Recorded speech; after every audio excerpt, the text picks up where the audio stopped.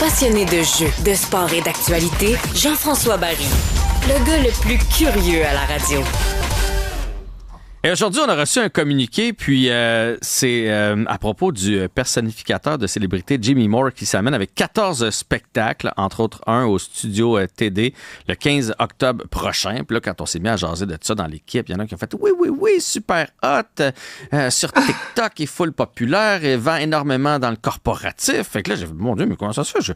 Comment ça se fait que je le connais pas? » Donc, je me suis mis à m'intéresser à ça avec d'autres personnes de l'équipe et surtout m'intéresser au phénomène, je vais le dire comme ça, parce que dans le fond, Jimmy Moore personnifie des personnalités et il y a un énorme engouement autour de ça. Alors, aussi bien parler à l'interprète lui-même, à l'artiste lui-même, Jimmy Moore qui est avec nous en vidéoconférence. Salut! Salut, ça va? Ça va, et toi? Oui, absolument, ça va très bien. Là, il n'y a rien que j'ai dit qui est faux, là. C'est vrai qu'il y a un buzz autour de toi, autour de tes spectacles présentement. Ben, ça fonctionne beaucoup. C'est sûr que mes spectacles hommage à Céline Dion et Taylor Swift, ce sont mes spectacles qui roulent le plus, mettons, disons. Et puis, ouais, c'est tout à fait vrai ce que tu as mentionné. La seule chose, c'est que c'est le 19 octobre où je vais être au studio TD, pas le 15. Ah, OK, ben 19 octobre, excuse-moi. Puis, sais-tu quoi? C'est écrit 19 octobre. C'est mes yeux qui ont malheureusement mal lu. Donc, 19 octobre prochain au studio de TD. Alors, explique-moi comment c'est parti, puis qu'est-ce que c'est exactement?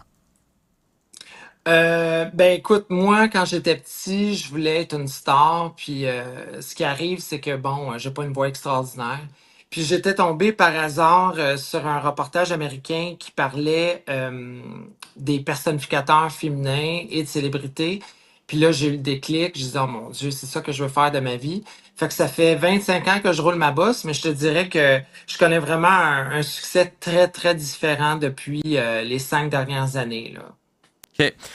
Pour les gens qui t'ont pas vu ou qui n'ont pas vu les vidéos, est-ce que tu es aussi au cabaret chez Mado? Donc, est-ce que c'est ce qu'on appelle du drag queen ou c'est autre chose?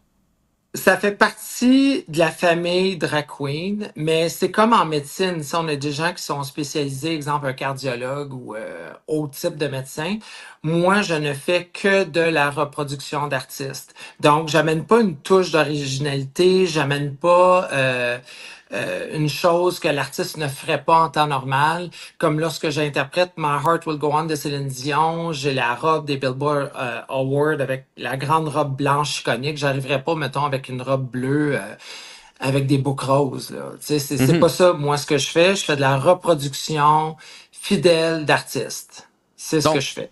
Prenons l'exemple de Taylor Swift, là, parce qu'il y a pas mal de Swifties ici dans l'équipe.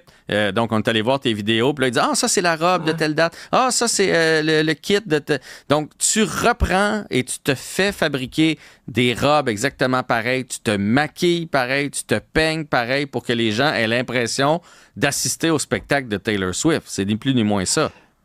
Exactement, tu sais, je veux dire, c'est exactement comment tu viens de le décrire. Puis, tu vois, comme là, lundi dernier, j'étais à la fête, pour la fête du Canada à Dorval, et puis il y avait, je te dirais, au moins là, 75 enfants Swifties collés à la grille, qui chantaient. Puis des enfants, ce qui est merveilleux, c'est que tout est magique pour eux. Puis écoute, là, c'est sûr, il y avait comme l'impression de voir la vraie Taylor Swift, là, parce que j'ai un gros setup, j'ai une grosse équipe en arrière de moi, j'ai des danseuses, les changements de costumes, ça roule comme le vrai Eras Tour. Fait que si, exemple, il y a des gens qui trippent sur Taylor Swift, ben j'offre vraiment... disons, la consolation par excellence de voir la vraie, là, parce que voir la vraie, ça coûte presque un dépôt d'hypothèque maintenant. Oui. Fait que c'est sûr que j'attire beaucoup de gens avec ce spectacle-là aussi, là. Mais je suis quand même, moi, je te le dis, je suis flabbergasté par ce succès-là parce qu'effectivement, c'est pas la vraie. Donc, tu vois pas la vraie. Tu vois quelqu'un qui reproduit ses chansons. Fait que comment tu l'expliques, le phénomène? Pourquoi? C'est-tu justement parce que les gens ont pas accès à ces artistes-là puis ils vont voir une copie? Parce que, tu sais, on va se le dire, c'est ça. Est-ce que c'est ça? Est-ce que c'est un nouveau phénomène qui s'en vient? Comment t'es capable de quantifier ton succès? De dire, hey, ça marche pour telle raison? Ben, surtout, mettons, si on parle des artistes, mettons, avec des carrières qui ont duré depuis plusieurs décennies, si on pense à Céline Dion, Madonna, les gens sont très fringants de nostalgie. Mhm. Donc, moi, je permets à revoir je reproduis des moments de grande émotion pour plusieurs personnes avec des billets de prix abordables. Fait que c'est sûr que les gens, à défaut de voir les vrais artistes qui sont souvent en pause très prolongée, surtout comme dans le cas de Céline, ben ça répond à une grosse demande parce que les gens s'ennuient, donc ils veulent vivre ou revivre des beaux moments musicaux de spectacle avec un show qui finalement répond à cette demande-là. Parce que il y a des gens qui vont dire, oh, mais tu sais, ils chantent pas pour vrai. Oui, mais tu sais, Marion Cotillard dans La Vie en rose a réussi à gagner un Oscar en faisant du lip-sync sur la voix d'Edith Piaf. Donc, tu sais, mes interprétations sont très convaincantes. Puis ce qui arrive, c'est qu'après, mettons, à peu près une demi-heure de spectacle, les gens oublient presque qu'ils sont plus en présence d'un vrai artiste. Puis c'est là où la magie s'opère. Puis dans le cas de mes shows de Taylor Swift, c'est de l'hystérie pure, là. C'est de la magie, les gens chantent. C'est incroyable. Mais tu dis là que tu chantes pas pour vrai. Est-ce que tu chantes? Parce que sur ton site, c'est écrit le Véronique Dicker. Donc moi, je pensais que quand même, tu chantais, que je comprends que tu peux pas avoir la voix de Céline, là. On va se dire les vraies affaires, mais Non. est-ce que... Non, ben tu sais, mais y a-tu un bout que tu chantes ou c'est vraiment juste comme un playback qui joue en arrière, puis toi, tu te costumes, tu te maquilles, tu danses, puis tu reproduis? Moi, je ne fais que reproduire. Ce qui arrive, c'est que je prends toujours pour mes spectacles des versions live de la musique. Et ben, je chante pareil, dans le sens qu'on m'entend pas, mais je chante constamment, chose qui rend l'illusion encore plus complète. Puis je respire au même moment, je refais même des dialogues parlés des artistes en lip sync. Puis c'est vraiment un art. Tu sais, c'est un art qui est propre à moi. Moi, c'est ma business. C'est mon Mhm. art de C'est vivre ton que de faire style, de la c'est ton... reproduction. C'est mon style à moi. Et puis, je suis pas mal le seul à refaire ça, voire même au Canada, d'une manière aussi assidue. Mais ce n'est que du lip sync. Mais la valeur ajoutée de tout ça, c'est que contrairement, mettons, à un band qui va se promener, puis bon, c'est la musique du band, tu sais, j'ai toujours une équipe entre 6 et 15 danseurs avec moi. Tu sais, 15-20 changements de costumes. Tu sais, c'est des grands événements de variété à bas prix que je propose. Puis c'est pour ça que ça marche. Le bouche à oreille fait son chemin. Puis ben, c'est pour ça qu'aujourd'hui on se parle, là. Ben oui, puis tu sais, c'est une façon comme une autre. C'est comme il y a plein de musiciens, de bands qui se promènent dans des festivals, qui se promènent dans des bars, puis qui font des covers. Tu sais, quand tu fais un cover, tu te sers de la musique Exact. de quelqu'un d'autre, tu te sers du succès de la composition que quelqu'un a faite, puis toi, ben, tu reproduis sa chanson. Donc, c'est juste quelque chose d'inhabituel, mais c'est quelque chose qui a sa place et visiblement ça plaît. Est-ce que tu as le droit de faire ça? Est-ce que, Ben mettons, oui. l'équipe de Céline ou l'équipe de Taylor Swift a fait hey, tu vends des billets, tu vends ton show en reproduisant exactement ce que mon artiste fait. Est-ce que, du point de vue légal, tu t'es déjà informé là-dessus? Ben, au point de vue légal, justement, toutes les stars majeures savent que j'existe. Madonna connaît mon travail, donc elle sait que j'existe. L'équipe de Taylor Swift m'ont même félicité eux-mêmes. L'équipe de Céline Dion est déjà venue voir mes shows. J'ai le soutien indirect ou directement de tous les artistes ou la plupart que je personnifie. Puis ce qui arrive, tu sais, je pense pas qu'on va être non plus à l'aube où, mettons, une artiste s'insurgerait que des drags fassent des shows de lip sync. Mhm. C'est impossible. Ils sont toujours flattés de ça, tu sais. Puis des drags, ça existe depuis des centaines d'années. Il y en a toujours eu. Et puis, tu sais, non, il y a personne qui va se plaindre de ça. Puis en même temps, c'est de la grosse publicité pour elle parce qu'on continue à faire vivre les phénomènes au travers de ce qu'on fait. Ouais, Donc, ouais, ouais. Ouais, c'est sûr que, tu non.